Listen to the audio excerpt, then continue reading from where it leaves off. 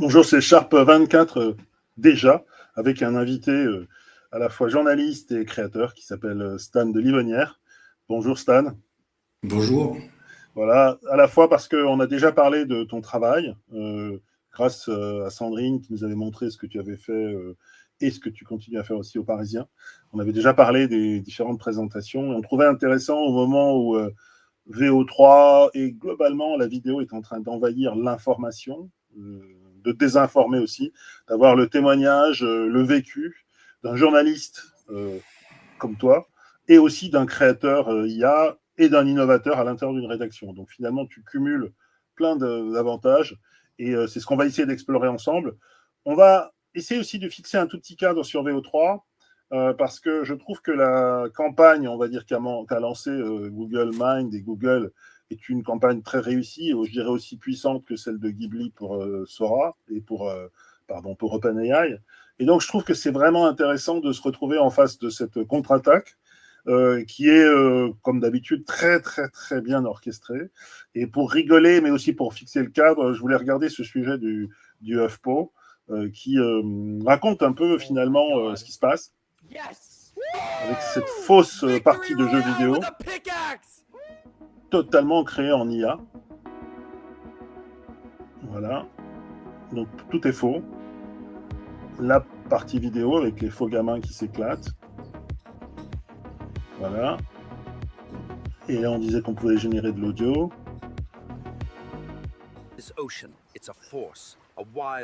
Ça, c'est les extraits que Google a présentés pendant la conférence Google I.O. Flow aussi. Donc, on voit bien toute la campagne qui a été mise au point, qui est aussi une campagne d'information. Hein. Ils n'ont pas fait que du marketing. Voilà. Et puis, ils ont ciblé leur message, notamment pour les internautes, en disant on peut faire du jeu vidéo. Évidemment, ça a surexcité les gamers. Et puis, ce qui est rigolo, c'est que finalement, Google pirate Microsoft et pirate ses confrères qui font du jeu vidéo. Ça donne aussi une idée de ce qui est en train de se passer. Et derrière, on rappelle quand même que ça coûte $250, donc on est sorti aussi de la gratuité. Et ça n'est disponible pour l'instant qu'aux États-Unis. Donc on voit bien un peu tout le contexte. Comment tu vois ça, toi qui as vécu depuis le début cette vidéo, cette incursion de la création d'images et de vidéos? Sur VO3 ? Ouais. Bah, déjà, moi, je partage le lancement réussi parce que là, ça a été vraiment bien et on a vu qu'ils ont, en plus, ils sont appuyés sur un réseau de créateurs qui ont vraiment instantanément dégainé des productions, etc. et des trucs vraiment léchés, plutôt bien, etc. Donc même vraiment impressionnant. Là, on a affaire à des ingénieurs, à une contre-attaque, quoi, totale. Ouais. Et aussi plutôt après des lancements qui n'avaient pas tous imprimé. Quand même, il y a eu une série de 1 an et demi de choses. Gemini est moins connu que ChatGPT aujourd'hui. Ouais. Là, on voit qu'ils se sont organisés, qu'ils ont fait les choses bien. Après, justement, en le testant, moi, ce qui m'intéresse, c'est au-delà de sortir des capsules de mèmes, etc., et des images hyper impressionnantes, c'est comment est-ce qu'on peut utiliser ces techs pour raconter des histoires. Et c'est toujours pas simple. Ah, c'est-à-dire qu'effectivement, entre le discours, c'est facile, vous n'avez plus qu'à le demander et le prompter et la réalité. On a passé en particulier le sujet du Wall Street Journal de Joanna Stern, qui s'est amusé avec un producteur vidéo à essayer de raconter une histoire et qui a fait le même constat que toi. Le sujet a très très bien marché partout d'ailleurs, parce que tout le monde s'est rendu compte que c'était pas simple et qu'il fallait beaucoup de métiers maintenant et de rigueur pour faire des choses. Donc toi, tu l'as testé, quoi. Ouais, bien sûr. On teste tout et c'est notre boulot. Et même moi aussi, personnellement, ça m'intéresse beaucoup.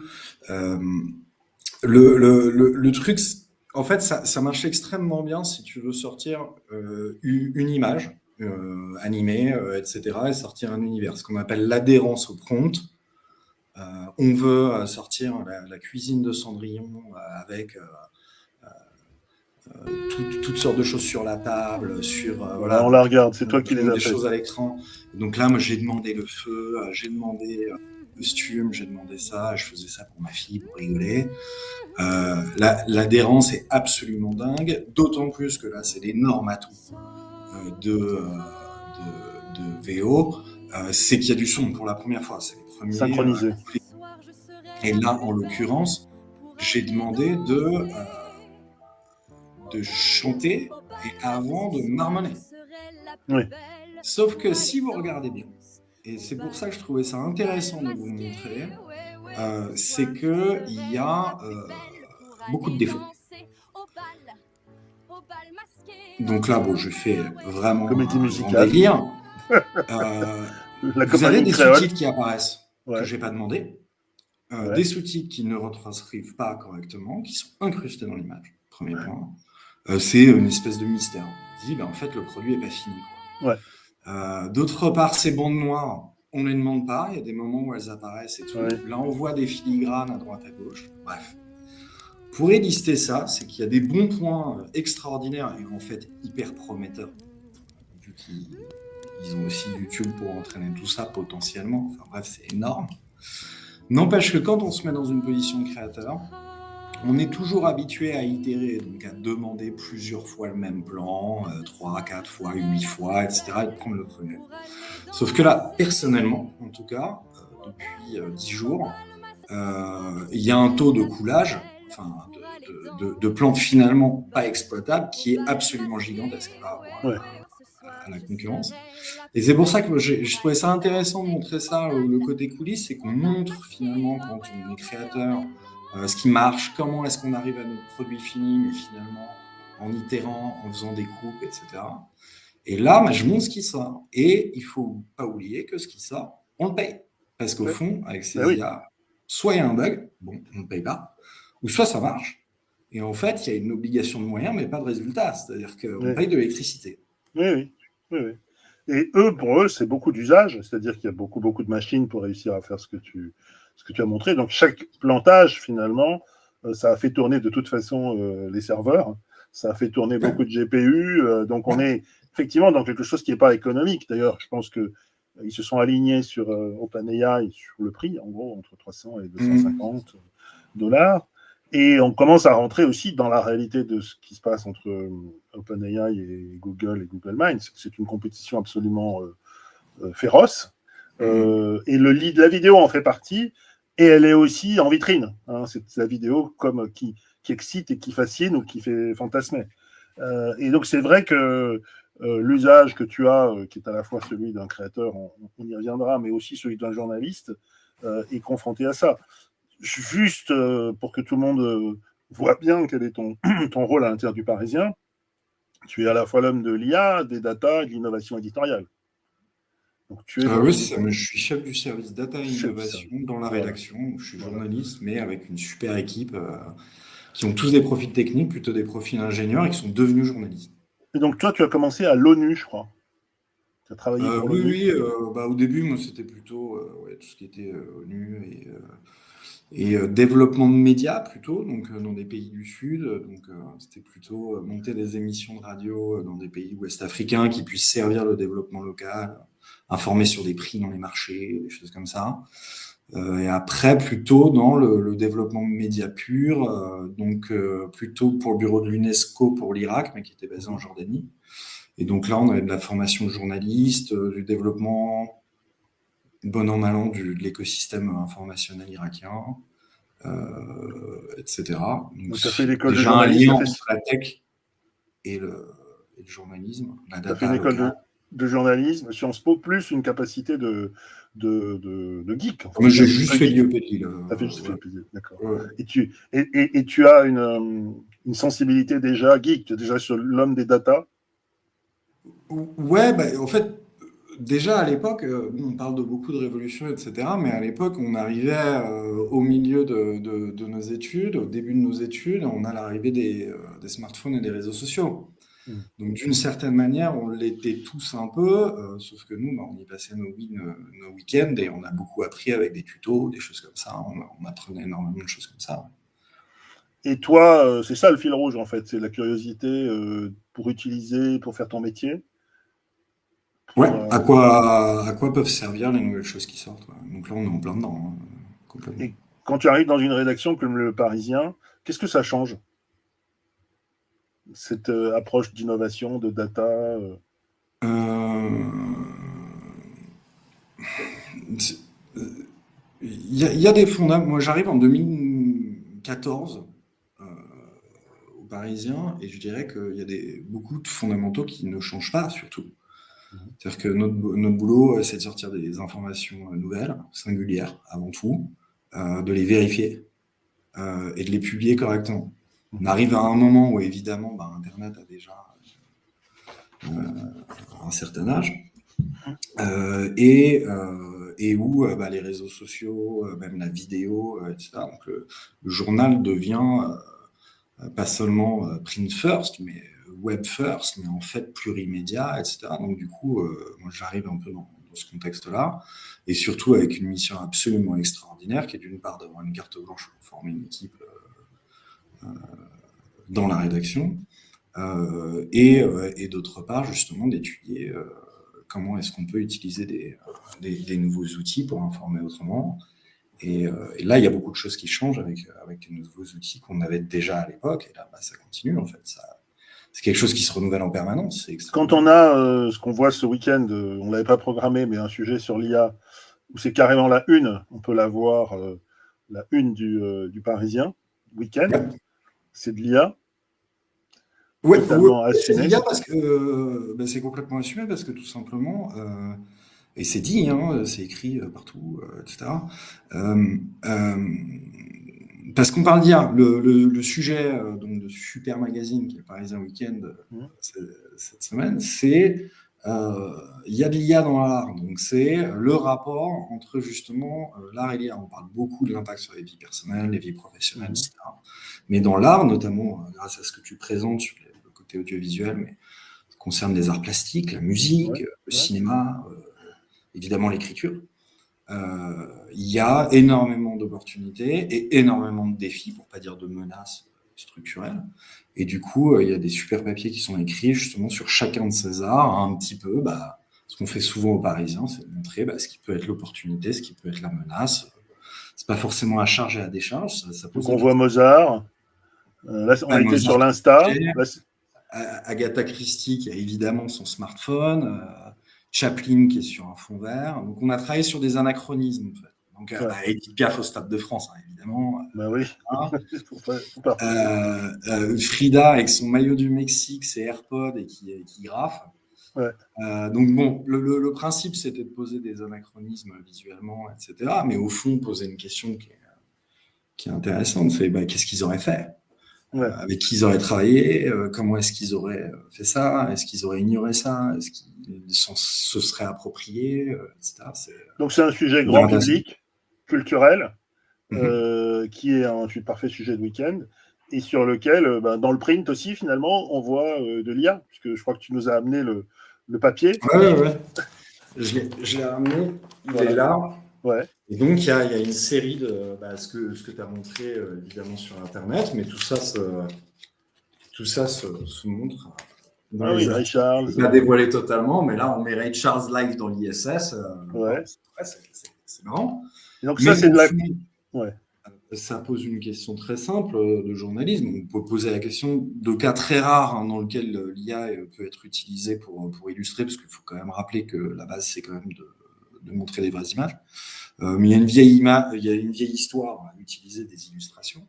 Et là, en l'occurrence, pour illustrer le sujet de l'IA, bah, sinon tu mets un monsieur devant un PC ou une Ouais. caméra au milieu des data centers. Donc là, en fait, au fond, c'est pas vraiment le sujet. Et donc là, l'idée, c'est de se dire, bah, sur ce sujet-là, c'est à peu près clair qu'on peut faire ça. Et, euh, et, euh, Et et j'imagine super équipe du Parisien Week-end. qu'il y a une direction artistique. Ah, Et vous, exactement. voilà, et vous vous dites, voilà comment on va l'illustrer, et plutôt que de prendre une image de stock, comme tu disais, ou une image banale, vous franchissez le pas, vous choisissez des personnages avec les journalistes, j'imagine, avec la rédaction. Voilà, ouais, c'est rédaction et direction artistique du magazine et comment on met une cohérence sur le fond. un gimmick, etc. Qu'est-ce que ça veut dire? Pourquoi on fait ça?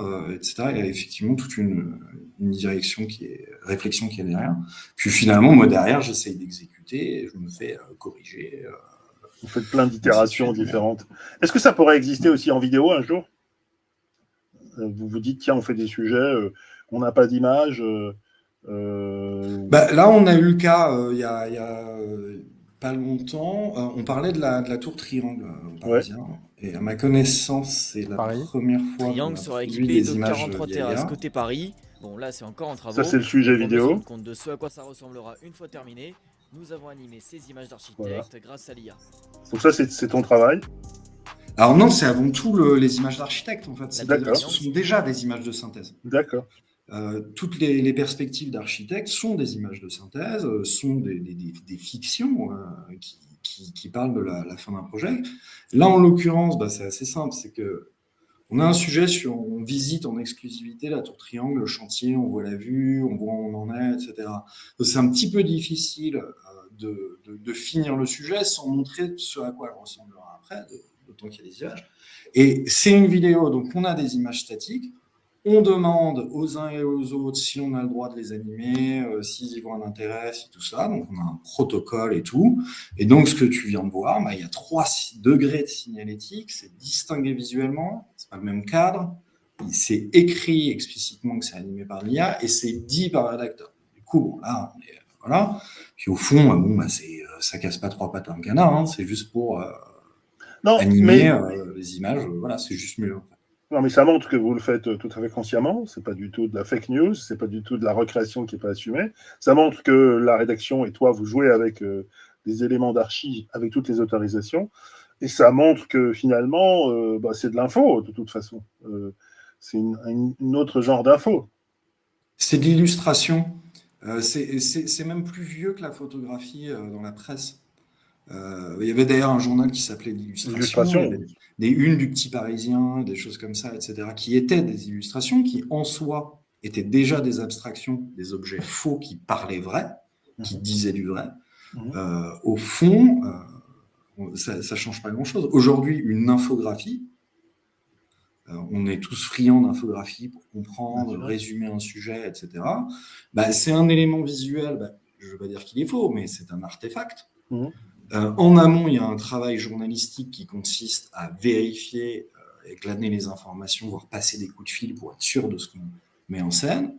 On design quelque chose au milieu et à la fin, on le publie et surtout on rend le truc didactique avec des surbrillances, etc. Genre voilà.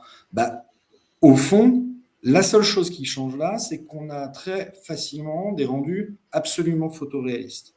Ouais. Du coup, il peut y avoir des équivoques, d'où les distinctions, la signalétique. Il y a différentes façons de distinguer des IA visuellement, mais au fond, c'est pas des IA. La façon dont c'est fait n'intéresse pas beaucoup le grand public. La question fondamentale, c'est de dire que ce sont des images de synthèse. Et de le distinguer visuellement, de dire ça, c'est une image. L'autre est une illustration. À quel moment dans ton propre parcours, tu vois ces outils et tu te dis, je pourrais aussi m'exprimer à titre personnel?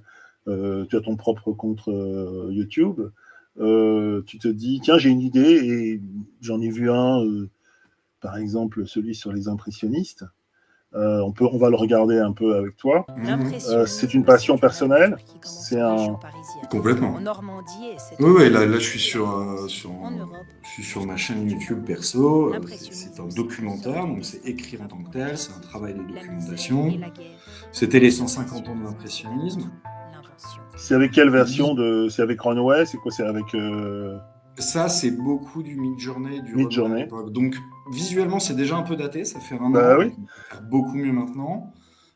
Sur l'histoire et la documentation et l'écriture, je ne ferai pas beaucoup mieux parce que je le ferai pareil. Ouais.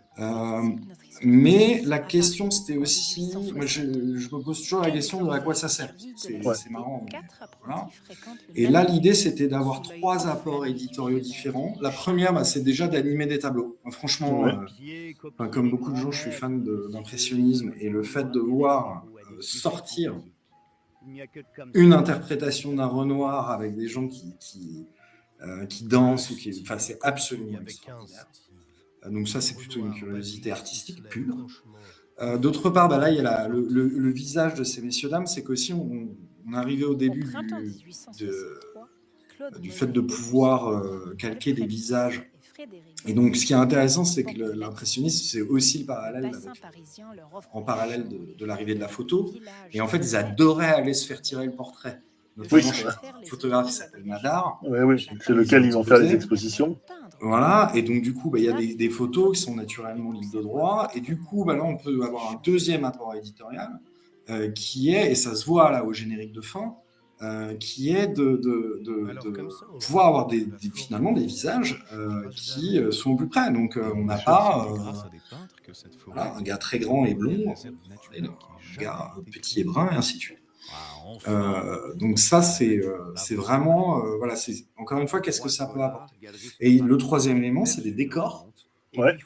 Parce qu'il y a des endroits qui ont disparu. Ouais. Notamment l'hôtel Drouot, aujourd'hui, ne ressemble plus du tout à la même chose. Les ateliers de Nadar, boulevard de Capucine, n'existent plus, mais ils ont été décrits. Il y a des catalogues pièce par pièce. Donc là, après, il y a un jeu d'artisanat qui consiste à reprendre les catalogues, penser les pièces et restituer. Là, c'est du Photoshop, c'est à la main, etc. Jouer avec les tableaux. Voilà, et là, on voit le parallèle. Super, on voit le parallèle entre les personnages, disons en image de synthèse, et la photo originale. Et au passage, qui est derrière, qui est une musique composée, inspirée tu as aussi fait de la synchronisation vocale, ce qui à l'époque n'était pas fait par VO3, c'est toi qui as rajouté les voix. Ouais. Voilà. Ouais. Et il y a les lip sync, il y avait déjà beaucoup de choses. Alors, c'est encore perfectible. Oui, c'est ton premier. Voilà, et tu annonces la couleur, voilà.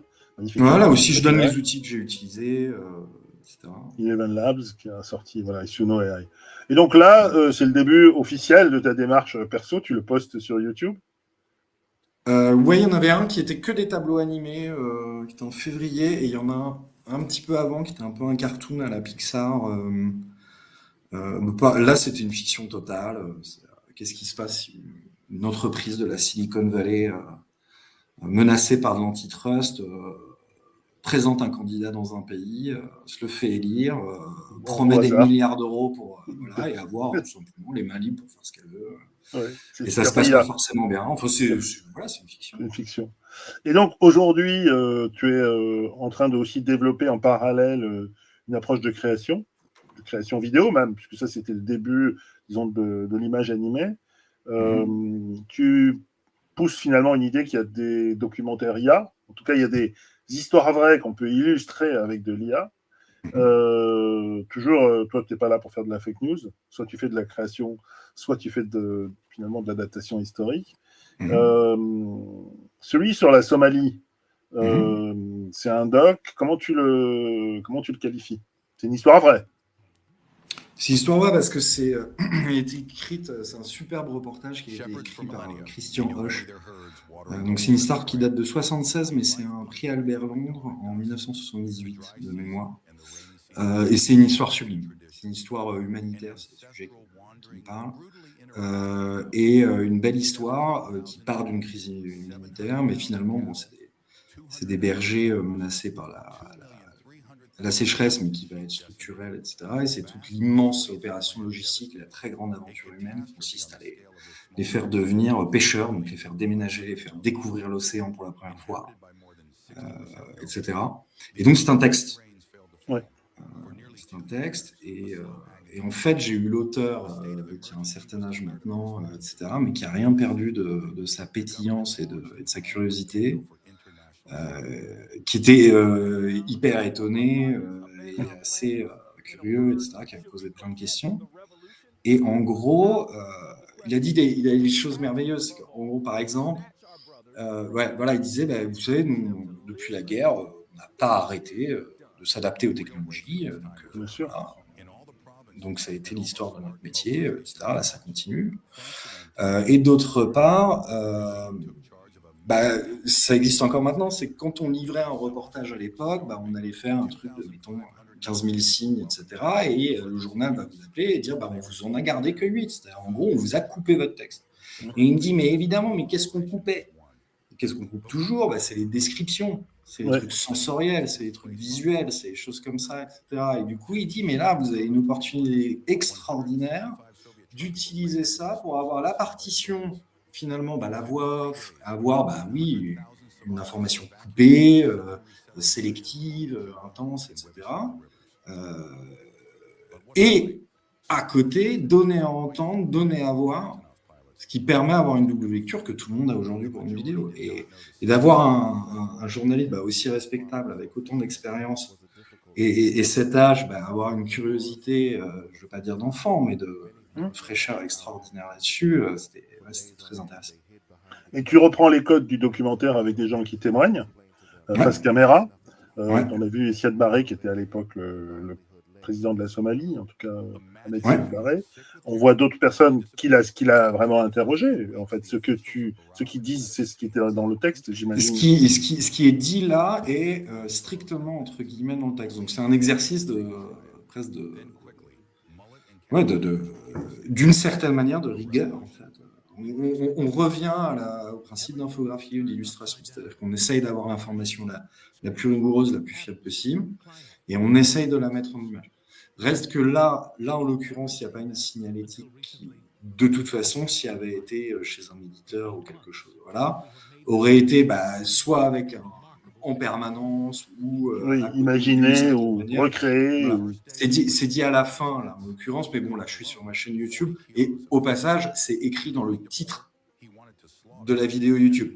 J'ai écrit AI Documentary, donc j'ai quand même essayé de travailler à Je suis certain que les journalistes ou les documentaristes, certains seront. Je pense que c'est un vrai débat qu'il faudra mener avec eux, parce que tu es parti d'une histoire vraie qui a été faite par un journaliste, écrit, reconnu par la profession comme exemplaire. Et là, tu apportes finalement une interprétation, comme un pianiste qui prendrait une partition et puis qui se met à la jouer lui. Toi, tu es 20 ans plus tard. Non, plus que ça, 75, 50 ans plus tard. 50 ans plus tard, et voilà comment tu vois les choses. Tu aurais pu décider de le faire en noir et blanc, parce qu'à l'époque, peut-être que c'était en tournée. Oui, on n'avait pas de drone avec de la Full HD. Et tu repars de ce que tu sais d'un Antonov. Bon, les personnages somaliens sont par moments un peu ressemblants les uns aux autres, mais globalement, on reconnaît, on n'est pas dans la recréation totale. Et on sait par ailleurs que les LLM ont été beaucoup entraînés avec des documentaires. C'est-à-dire qu'ils ont acheté des palanquets de docs sur lesquels il n'y avait pas de passage YouTube, et ils ont entraîné donc, en fait, tu vas chercher dans les docs probablement, pas sur quoi ils ont été entraînés, mais les références qu'ils ont dû sortir. Et finalement, tu fais un travail très, très personnel. C'est vraiment, tu as appelé le journaliste. Oui, et puis aussi, c'est pour poser des questions. Je n'ai pas toutes les réponses, mais ça existe, ça arrive vite, et il faut le dire, et il y a des opportunités, il y a des menaces. C'est une façon personnelle d'en parler. Et tu disais que donc Hervé Brugini, qui voit ce travail, il m'a passé un coup de fil. Donc, c'est le président du comité Albert Londres, qui est le Pulitzer français. Oui, bien sûr. Oui, on n'a pas à préciser, mais voilà. Effectivement. Et là encore, des personnes d'une curiosité absolument extraordinaire, avec du métier, etc., et qui me dit je veux tout savoir. Comment vous avez fait pour les images, pour l'animation, pour l'audio, etc. Ouais. Qu'est-ce que ça pose comme question éditoriale? Qu'est-ce que ça pose comme question déontologique? C'est des discussions. On va en parler d'ailleurs à la BPI du Centre Pompidou à la fin du mois de juin. Ouais. Et on va aussi parler de fake news. On va parler. Voilà. Oui, c'est ça, parce que c'est pas de la fake news du tout, c'est de la recréation, on va dire, ou c'est de l'illustration. C'est de l'illustration. Enfin, c'est de l'image de synthèse, c'est fait avec de l'IA. Mais on n'a pas interdit les crayons parce que ça avait été utilisé pour écrire des lettres de délation mensongères. On n'a pas interdit les ciseaux et les couteaux parce qu'il y a des gens qui les avaient utilisés à mauvais escient. C'est un outil. Après, ça pose énormément de questions, notamment aux plateformes, mais pas que. Je suis persuadé qu'aussi c'est une énorme opportunité pour le journalisme, justement pour être plus que jamais un tampon de validation d'informations, Bien sûr. des professionnels de la crédibilité, de la validation. Il y a des gens qui sont payés pour vérifier les choses.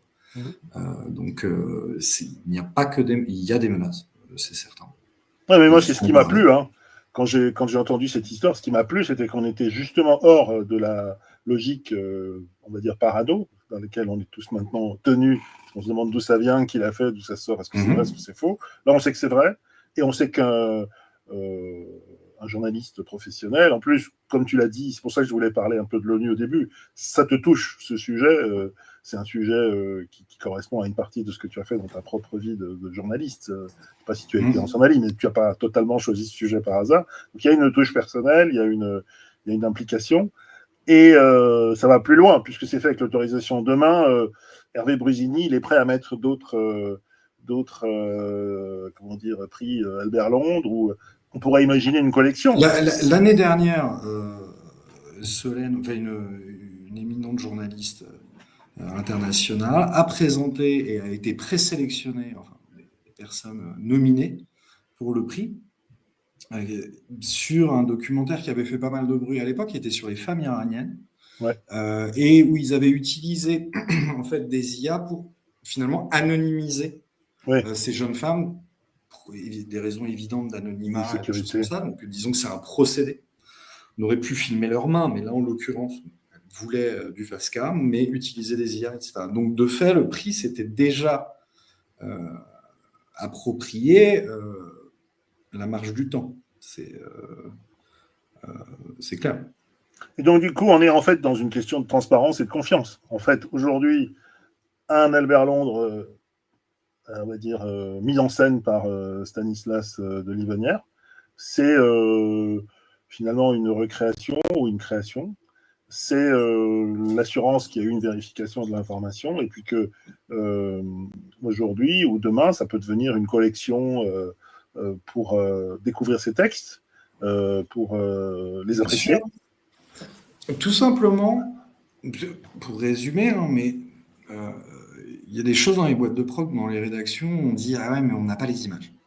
Et donc ça tue plein de projets, très rapidement. Et si on découpe ça, c'est simplement, il y a le passé, dont on n'a pas les images, les archives, etc. Il y a le présent. Il y a encore des endroits dans cette planète où des caméras ne vont pas, où il y a des témoignages fiables, recoupés, où il peut y avoir des choses, notamment dans des zones de conflit, mais pas que. Et évidemment, il y a le futur.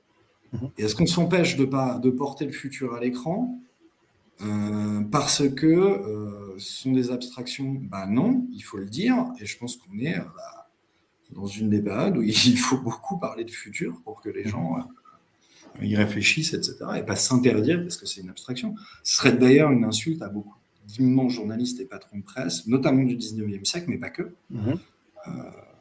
Quand l'Excelsior arrive, notamment au début du XXe siècle, etc., à mettre des photos, etc. Oui, les premières photos, photojournalisme. Ça faisait gueuler les illustrateurs. En fait, l'illustration fait gueuler quand elle arrive au milieu des textes, et les photos font gueuler les illustrateurs quand elles arrivent. Mais c'est normal en même temps. Mais de l'autre côté, il faut un peu calmer. Ces usages d'IA visuels, c'est un tout petit usage dans les rédactions, parce que c'est les images qu'on n'a pas. Il n'y a pas une seule fois où une rédaction va dire « je vais créer des images par IA pour remplacer des images qu'on a qui sont réelles ». Ça n'a aucun sens. Donc c'est tout à fait légitime, tout à fait maîtrisé et sous contrôle de ceux qui ont. Et donc là, c'est on va dire, le bout de la démarche journalistique. Et puis à côté de ça, toi, tu as aussi développé finalement une démarche d'imagination. Je prends l'exemple de Jeanne de La Fontaine. Là, tu t'amuses à faire un thriller. On va le regarder parce que, voilà. Moi, je l'ai passé sur mon LinkedIn et tous les Américains sont tombés par terre. Des gens qui ont l'habitude de faire des tas de trucs. Ils n'ont pas ces univers en tête. En plus, c'est une esthétique. Donc là, on voit les limites un peu du lip sync. Mais là, par exemple, la Galerie des Glaces, Versailles. Ces fables sont signées Jeanne de La Fontaine. Elles semblent viser certains de vos ministres. Je pense qu'aucun Américain n'a pensé à recréer Le renard monde ne fait plus face à un corbeau, mais à un de Louis faucon. XIV. La reine pense qu'il s'agit de Maurepas. Les deux coqs sont maintenant des chiens. D'Aguesseau et d'Argenson. Ouais, donc c'est une espèce de thriller. Ouais, c'est les légendes Après dangereuses. la mort de La Fontaine. Et c'est une jeune femme qui utilise des poèmes à la manière de La Fontaine pour dénoncer l'entourage du roi. Et le roi aime ça, finalement. Donc ça, La c'est essaie un... bien ça protéger. Donc là, tu as carrément fait une fiction. Je pense que tu vas avoir une passion pour le grand siècle. Tu as une passion là, on sent que c'était sujet. Parce que c'est particulièrement bien réussi sur, disons, l'image. Ouais, alors je me suis fait tacler par des ingé-sons et ils avaient raison, c'est que j'ai pas vraiment, j'ai travaillé la bande musicale, mais souvent on se rend pas compte, mais pour avoir des belles images, il faut un sound design qui soit énorme. Et là, je l'ai pas énormément poussé. Mais ce qui est marrant au final, c'est comment est-ce que je suis arrivé à là, et ça a un lien avec ce que tu disais tout à l'heure. C'est que les animaux rendent hyper bien. On y a leur physique, leur physionomie, etc. Et du coup, je me suis dit, bah tiens, je vais animer des fables de La Fontaine. Mais comme pas mal de gens en faisant ça, on se dit mais c'est quand même con de faire que copier. Ce qui est marrant, c'est de se dire tiens, on va faire d'autres fables de La Fontaine.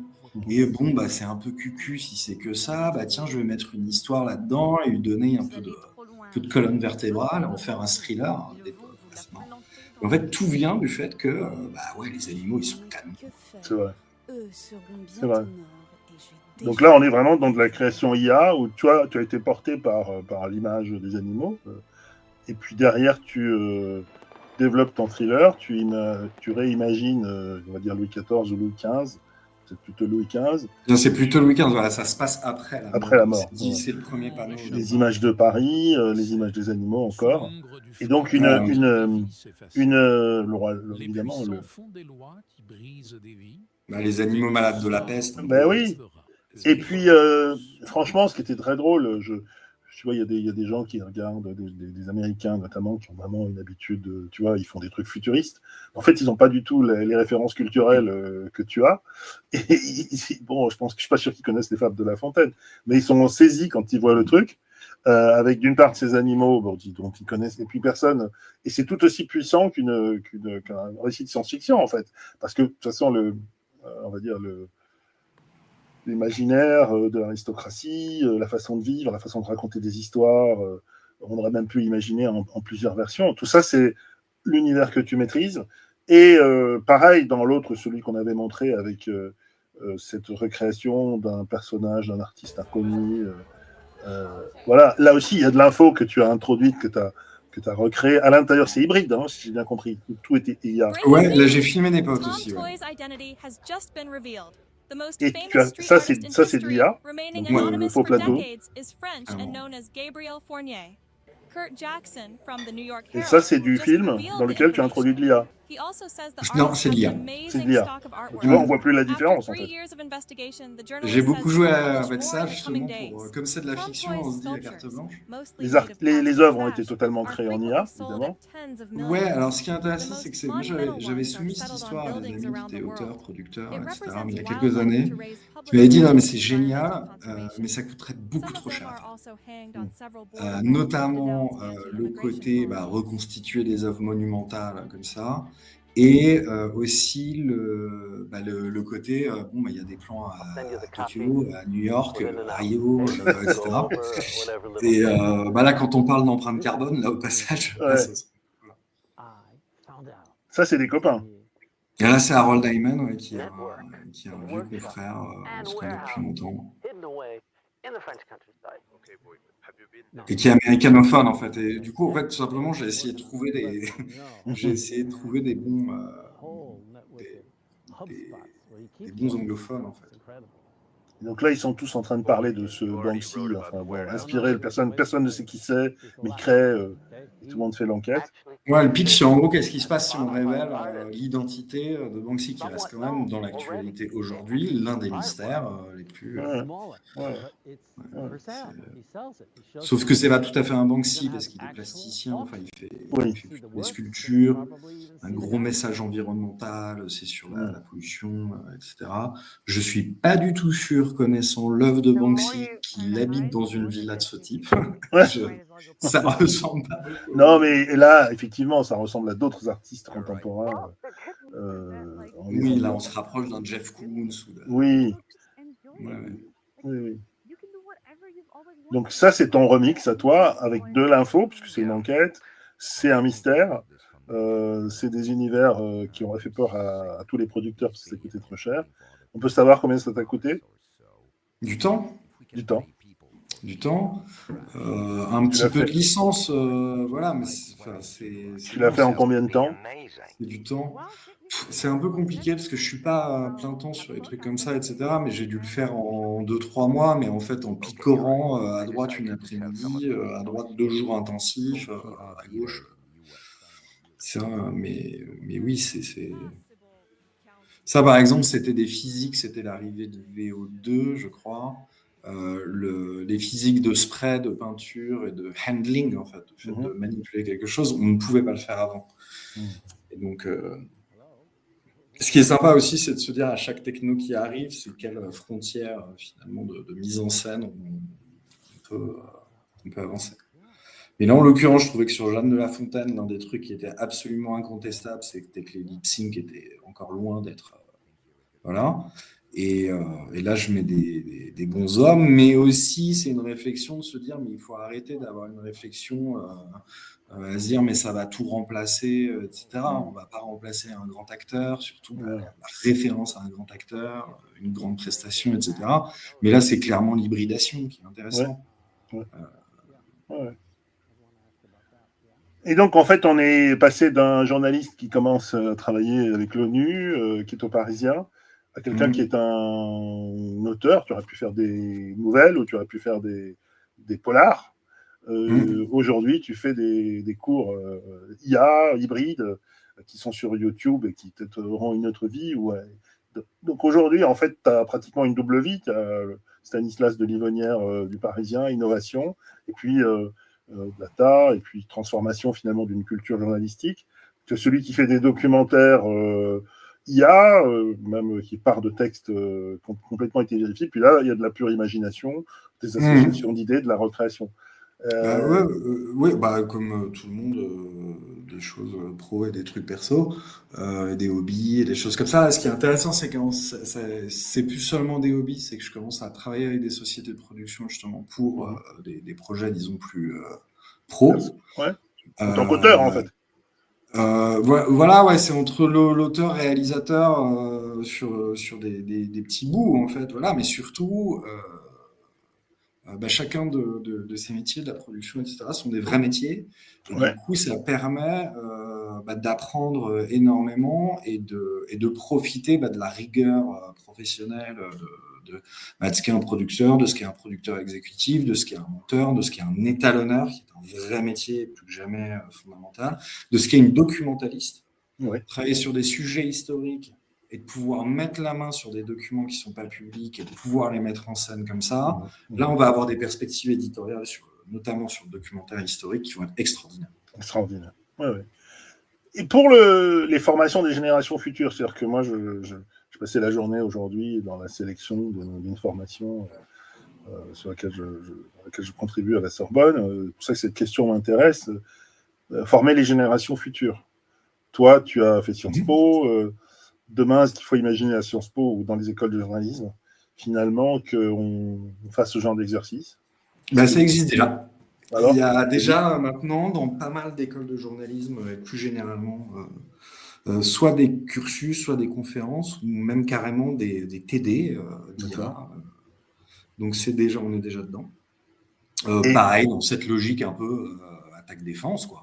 Comment est-ce qu'on s'en protège? C'est assez chouette de voir qu'il y a pas mal de l'information qui soit faite, mais aussi qu'ils soient réveillés assez tôt, parce que là, quand même, ça va assez vite. Et donc, voilà. Et donc, pour les générations futures, la question, au final, c'est de continuer à apprendre et pas seulement dans les portes de l'université, quoi. Nous, ce qu'on faisait à l'IEP, mais c'est la même chose et que beaucoup de gens font, on disait Sciences Po, ça sert à tout et ça sert à rien. Mmh. Ce qui n'est pas Moi totalement aussi, j'ai fait faux. Sciences Po aussi. Voilà, et donc ce qui était intéressant, donc on se retrouve tous maintenant avec des métiers complètement différents, et ce qui est aussi une vraie richesse à partager, à se parler de tout ça et tout. Mais c'est que déjà à l'époque, c'était l'arrivée de Dailymotion, on regardait des tutos. Ouais. Et moi, si j'avais un seul conseil au-delà de l'avalanche de tout ce qu'on peut dire à une jeune personne aujourd'hui, etc., c'est n'arrête jamais d'apprendre. Et tu vis à un moment absolument extraordinaire de l'histoire de l'humanité où le savoir n'a jamais été autant accessible. Moi, j'ai appris vraiment la data avec des tutos Excel d'Indiens ou de Pakistanais en anglais sur Dailymotion et sur YouTube au milieu des années 2000, enfin à la fin des années 2000. Et c'est complètement extraordinaire. Ouais.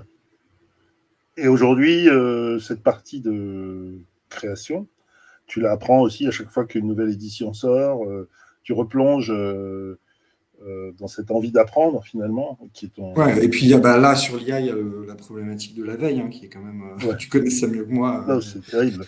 qui est dense, Ouais. voire même qui est beaucoup, dense. Et de pouvoir veiller, avoir le discernement de ce qui peut être utile ou moins, et de trouver le temps de se plonger dedans. Et ça, et surtout d'en faire quelque chose. À quoi ça peut servir? À quoi ça peut être utile? Est-ce qu'on est sur un gain de productivité? Est-ce qu'on est sur une nouvelle chose, sur une création? Et pas seulement être dans le test et le gadget.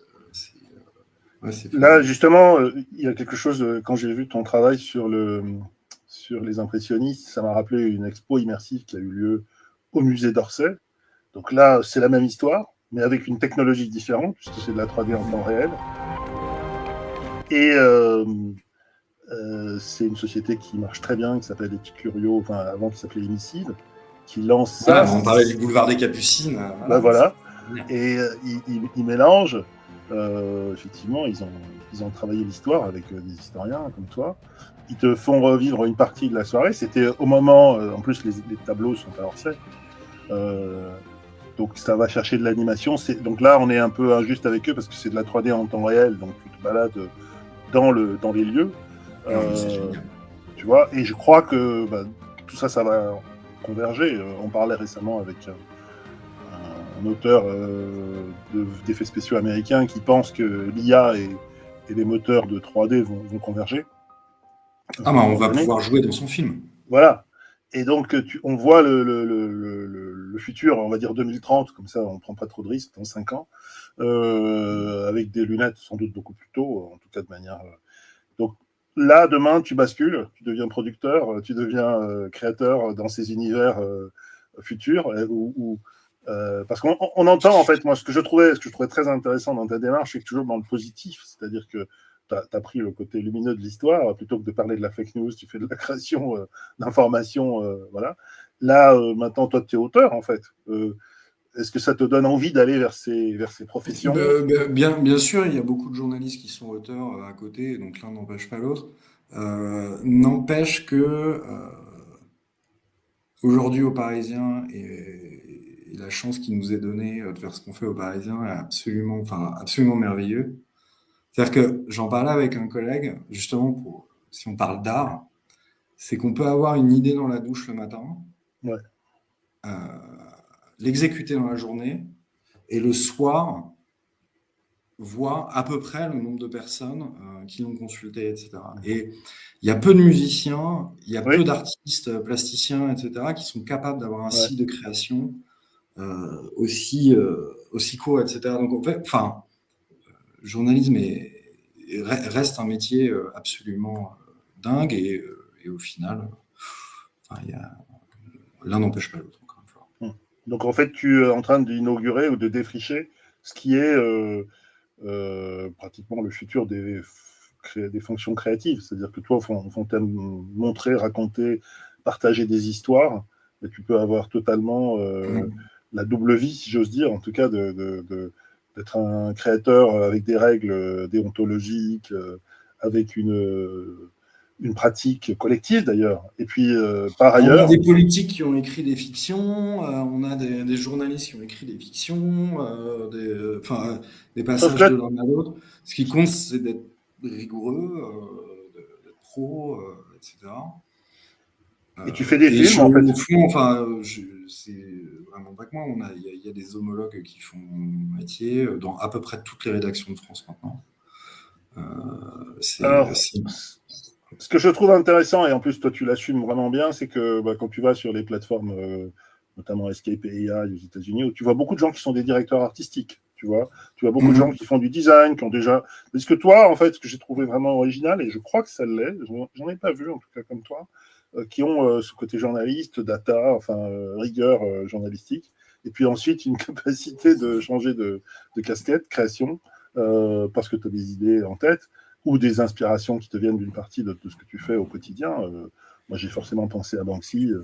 Et je ne crois pas qu'il y ait beaucoup de journalistes. En tout cas, j'en ai pas vu beaucoup. Et si ça se confirme, il y aura sans doute une école de documentaire ou une école journalistique qui va sortir de tes démarches. Parce que c'est... Il va y avoir entre guillemets, des pure players et des choses comme ça. Ça va s'intégrer dans énormément de démarches de reconstitution, c'est certain. Après, dans les univers, c'est sûr qu'en fait, il y a beaucoup de gens qui ont un premier réflexe d'idéation, consiste à dire, bon, on peut utiliser ça pour faire des images qui n'existent pas, on va parler du futur. Ouais. Et donc, c'est sûr qu'on va avoir une bonne moitié de ce qui sort, qui va sortir dans quelque chose de futuriste, potentiellement dystopique, cyberpunk ou autre chose. Alors que, et c'est génial, et j'ai envie d'en faire un moment, mais en fait, ça peut servir à plein de trucs. Ouais. Je t'enverrai le lien de ce sujet qu'on a vu chez Escape AI, où tu as des gars dans les années 50 qui se perdent dans un journal physique en papier. Peut-être aussi que c'est la plus belle image qu'on pourra partager avec toi. Ils se perdent dans la rédaction et puis après ils arrivent dans le journal papier. Et c'est pure imagination. Je ne sais plus quel est le thème, c'est une histoire d'information, mais je crois qu'effectivement on va voir, et c'est complètement tiré du polar, c'est en noir et blanc.